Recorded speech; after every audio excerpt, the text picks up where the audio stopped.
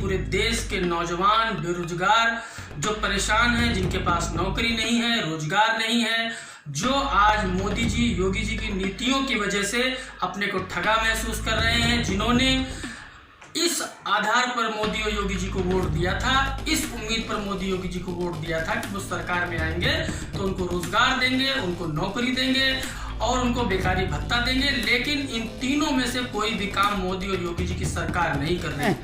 मोदी जी को नहीं समझना है, कभी ये समझ रहे हो भाजपा को समझना हो, नहीं, न भाजपा को समझना, न मोदी जी को समझना, न आरएसएस को समझना है, युवाओं को समझना है। युवाओं को नहीं समझ में आती कि तुम पिछले 6 साल से लगातार ठगे जा रहे हो, तुम्हारे नाम पर राजनीति की जा रही है। अभी तक मैं समझता हूं शायद 15 करोड़ से ज्यादा युवा जो हैं बेरोजगार बैठे हैं। तो युवा अगर खड़ा हो गया तो सरकार उल्टे पांव भाग लेगी, सर पे पैर रख के भागेगी, ताली थाली और हाथ में एक डंडा भी ले लो मजबूत सा, ये करके प्रदर्शन करो, सरकार के खिलाफ चारों तरफ से निकलना पड़ेगा, तभी होगा।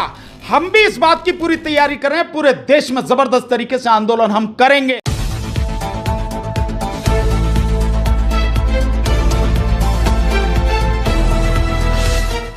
नमस्कार, मैं हूं आपके साथ अजद अली। आप देख रहे हैं एमजे खबर। उत्तर प्रदेश ही नहीं, पूरे देश के नौजवान बेरोजगार जो परेशान हैं, जिनके पास नौकरी नहीं है, रोजगार नहीं है, जो आज मोदी जी, योगी जी की नीतियों की वजह से अपने को ठगा महसूस कर रहे हैं, जिन्होंने इस आधार पर मोदी और योगी जी को वोट दिया था, इस उम्मीद पर मोदी योगी जी को वोट दिया था कि वो सरकार में आएंगे तो उनको रोजगार देंगे, उनको नौकरी देंगे और उनको बेकारी भत्ता देंगे, लेकिन इन तीनों में से कोई भी काम मोदी और योगी जी की सरकार नहीं कर रही है।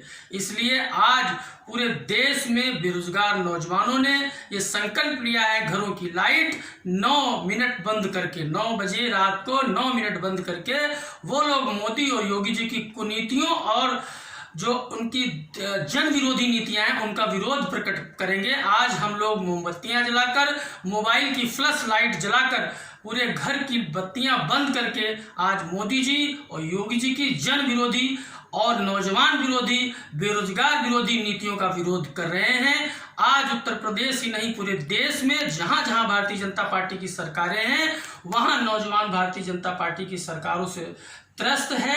जिस तरीके से नौजवान बेरोजगार लगातार आत्महत्या कर रहे हैं, जिस तरीके से मजदूर वर्ग आत्महत्या कर रहा है, जिस तरीके से किसान वर्ग इस सरकार की कुनीतियों से पीड़ित होकर आत्महत्या कर रहा है, दर दर रोजी रोटी कमाने के लिए भटक रहा है, इसके जिम्मेदार प्रधानमंत्री मोदी जी हैं, उत्तर प्रदेश सरकार के मुख्यमंत्री योगी जी हैं।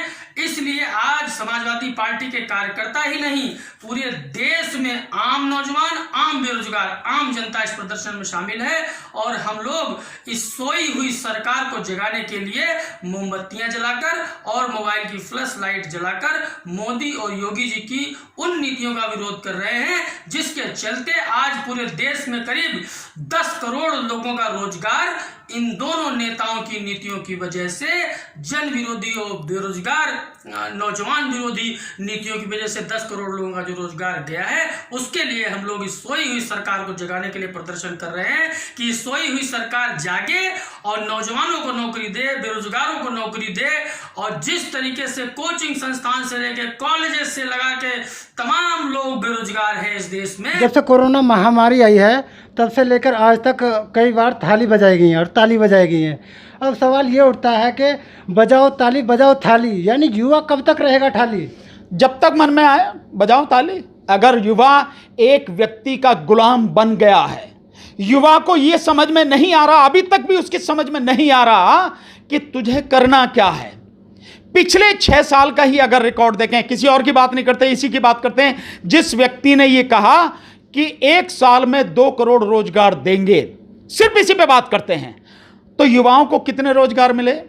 नोटबंदी में तकरीबन 4.5-5 करोड़ लोगों को बेरोजगार कर दिया। जो एक नेशनल रोजगार करके एम्प्लॉयमेंट एक रजिस्ट्रेशन वगैरह कुछ बनवाया गया था, एग्जैक्ट नाम मुझे ध्यान नहीं आ रहा, उसमें 4.5 करोड़ से ज्यादा लोगों ने रजिस्टर किया है। मुश्किल से 2 या 2.25 लाख लोगों को नौकरी मिली। और अब फिर एक नौटंकी चल रही है, अब फिर एक नौटंकी चल रही है कि एक देश, एक संस्था और एक ही टेस्ट सबके लिए। कितनी नौकरियों के लिए एक ही टेस्ट?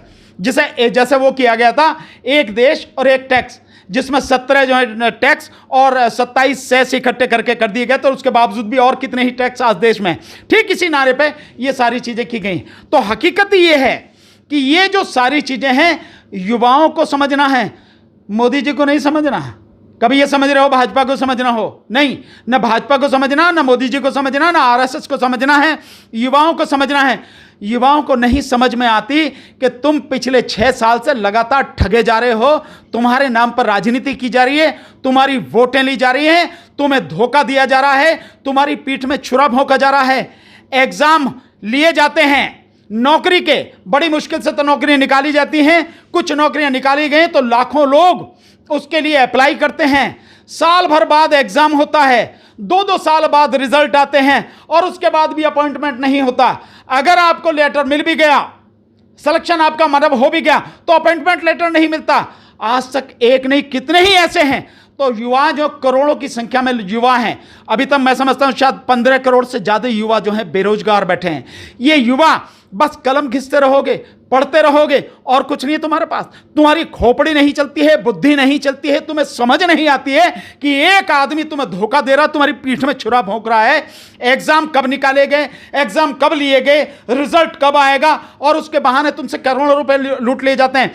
जो उसका रेलवे का था एग्जाम, मालूम है रेलवे के एग्जाम में तकरीबन 2.5 करोड़ लोगों ने अप्लाई किया। इतने के लगभग संख्या थी। एक व्यक्ति से 500 रुपए लिए गए, तो आप समझ सकते हैं कितने 1200 करोड़ रुपए, 1250 करोड़ रुपए कमा लिए बैठे बैठे रेलवे डिपार्टमेंट ने। और इसी तरह से और लोग कर रहे हैं, और तुम्हें मिला क्या? आज तक उसमें नियुक्ति नहीं हुई है। तो ये युवाओं को समझना है, सरकार को नहीं समझना। सरकार तो जानती है वो देश को बर्बाद करके छोड़ेगी, सब कुछ निजी हाथों में दे देगी।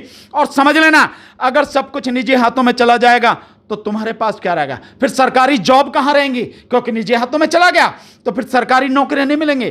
तुम्हें अगर करना पड़ेगा तो किसी प्राइवेट, किसी जो निजी उद्योगपति हैं उन्हीं के यहां गुलामी करनी पड़ेगी, जो 8 घंटे का कहते हैं 14 घंटे काम कराते हैं आपसे। तनख्वाह 8 घंटे की देते हैं, 14 घंटे काम कराते हैं, और जो मनमर्जी आता है तब तक काम कराते हैं, और जब लगा तभी निकाल के बाहर कर देते हैं। उनके यहां करना पड़ेगा। और दूसरी एक उनको भी बता देता हूं, जो जातिवादी मानसिकता के लोग हैं, जो कहते हैं SC ST और OBC ने, इन्होंने सीटें ले ली, रिजर्वेशन, इनको रिजर्वेशन तो खत्म हो गया, रिजर्वेशन बचा नहीं है, और तुम उनको छोड़ दो। तुम्हारी कितनी जगह खाली है?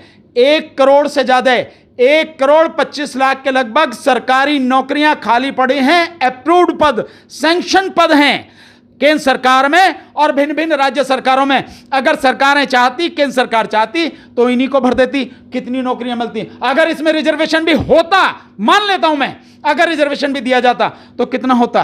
कम से कम 75 लाख नौकरियां तो जनरल को मिलती नहीं मिलती? तुम्हारी भी नौकरियां खत्म हो गई। तो ये व्यक्ति, ये सरकार जो युवा हैं उनकी पीठ में छुरा भोंक रही है, उनको धोखा दे रही है।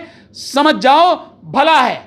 और इस सब को छोड़ के राजनीति को समझो, राजनीति में आने का प्रयास करो। युवा अगर खड़ा हो गया तो सरकार उल्टे पांव भाग लेगी, सर पे पैर रख के भागेगी। तरीके से करना चाहिए। युवाओं को, उनके जो मित्र हैं, उनके जो साथी हैं, यूनिवर्सिटियों में, कॉलेजों में जहां बैठे हैं, ताली थाली और हाथ में एक डंडा भी ले लो मजबूत सा, ये करके प्रदर्शन करो सरकार के खिलाफ। चारों तरफ से निकलना पड़ेगा, तभी होगा। हम भी इस बात की पूरी तैयारी कर रहे हैं, पूरे देश में जबरदस्त तरीके से आंदोलन हम करेंगे, करना पड़ेगा। इसके अलावा कोई रास्ता नहीं बचा है। सब कुछ बर्बाद हो चुका है। इसे बचाने की जिम्मेदारी तुम्हारी है और किसी की नहीं है। कोई और नहीं आएगा, कहीं और से नहीं आएगा, कोई अवतार पैदा नहीं होगा। सिर्फ तुम्हें करना, जिक्कत तुम्हारी है, तुम ही करना है, तुम ही करोगे।